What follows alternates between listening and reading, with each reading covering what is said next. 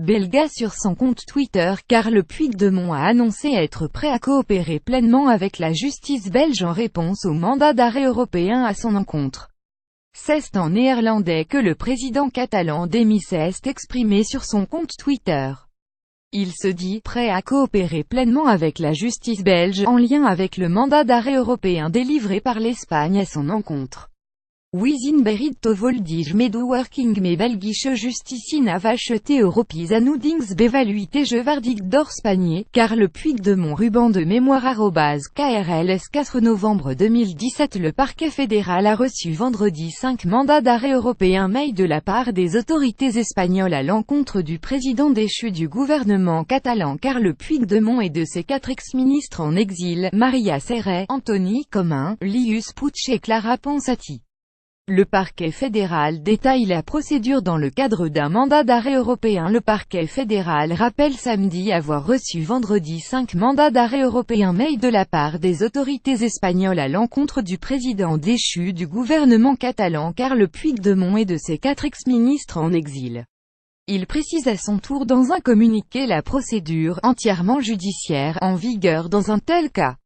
Les mandats d'arrêt européens ont été lancés au motif de rébellion, sédition, détournement de fonds publics et désobéissance à l'autorité, des faits passibles, en Espagne, de 30 ans d'emprisonnement. Dès que les intéressés sont retrouvés et amenés devant le juge d'instruction, celui-ci a 24 heures pour prendre une décision, explique le parquet fédéral. Il peut décider de ne pas délivrer de mandat d'arrêt ou il peut délivrer un mandat d'arrêt mais éventuellement libérer les intéressés sous certaines conditions.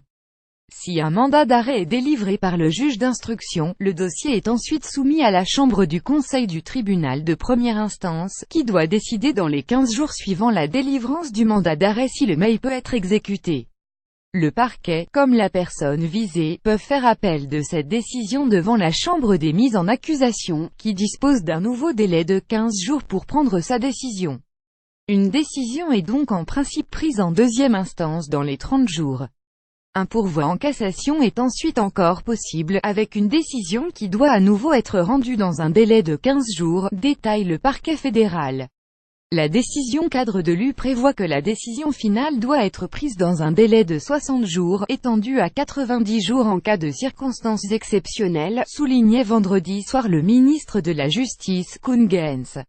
Si une décision d'exécution du mail est rendue, la personne visée est en principe remise aux autorités de l'État d'émission dans les 10 jours qui suivent cette décision d'exécution.